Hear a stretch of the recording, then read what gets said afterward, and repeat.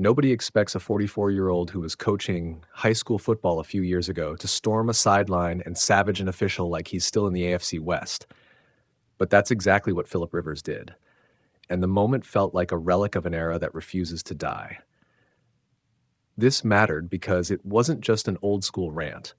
It landed at a critical juncture of a game that could have redefined a season. It exposed the raw nerve of a veteran trying to do one last thing he loves.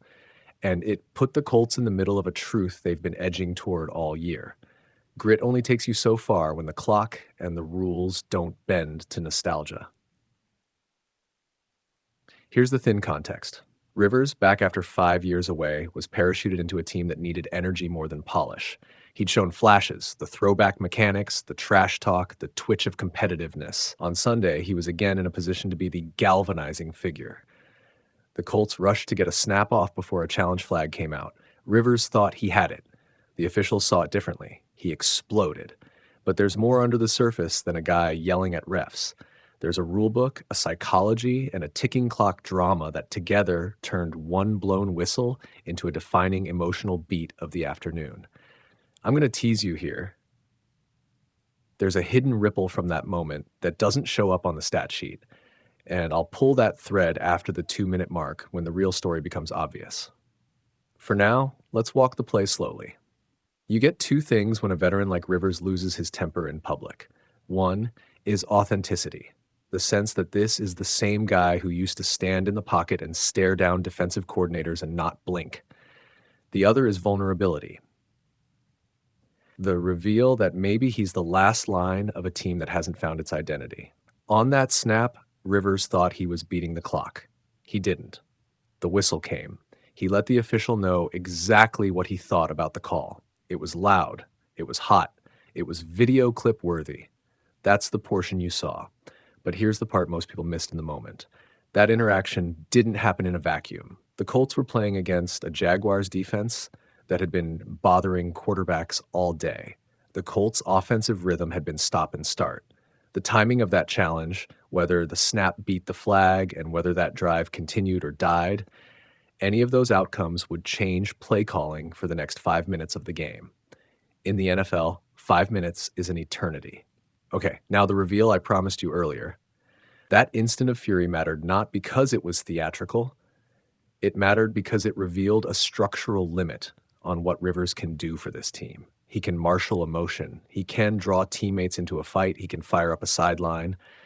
But he cannot bend the mechanics of timing the way officials interpret replay protocols or the fact that his own arm doesn't have the velocity it once did.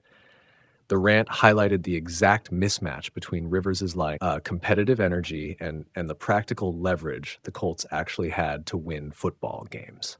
Once you see it that way, the moment stops being a single-frame outburst and starts looking like the final loud punctuation on a recurring theme.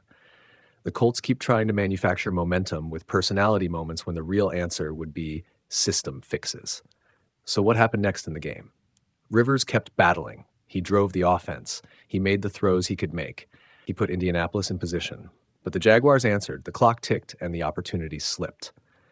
Ultimately, the contest didn't tilt toward Rivers' comeback. Instead, it became another notch in a complicated ledger, a gritty performance shaded by missed margins. Now let's break down the layers of why the rant was important beyond the headlines. First, leadership theater.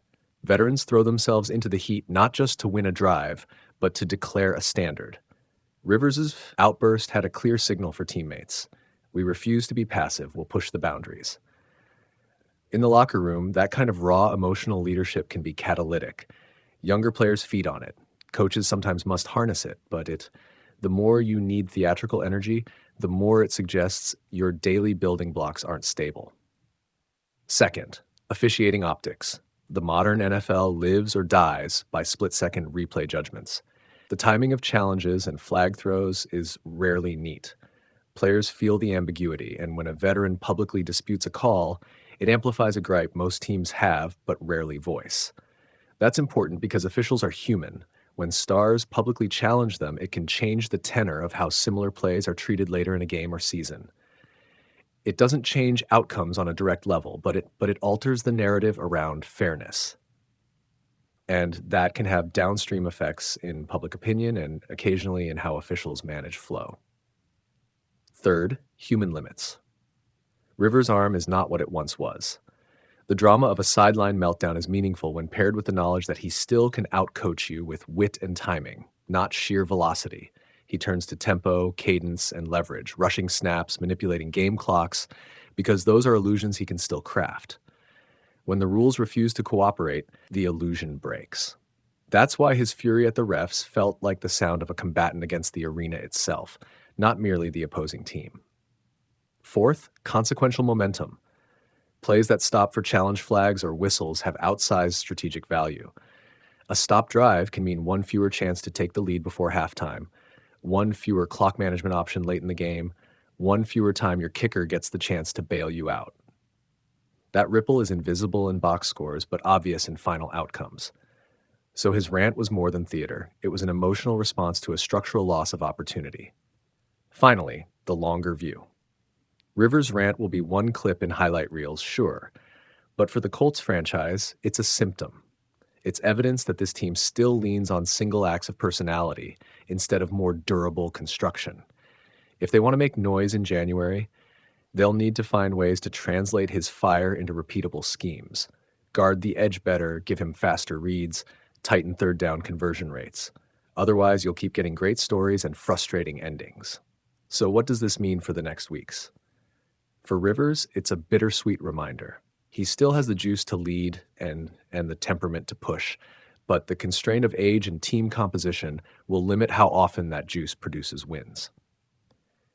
For the Colts, it's a map of priorities. Shore up the offensive line, simplify the timing game to suit a veteran's strengths, and stop letting officiating ambiguity become a decisive third actor in your script. We also need to consider the human fallout. When a veteran publicly berates officials, media and fan reactions polarize fast. Some will call it passion, others will say it's unbecoming. That polarization affects not just Rivers' image, but the team's brand.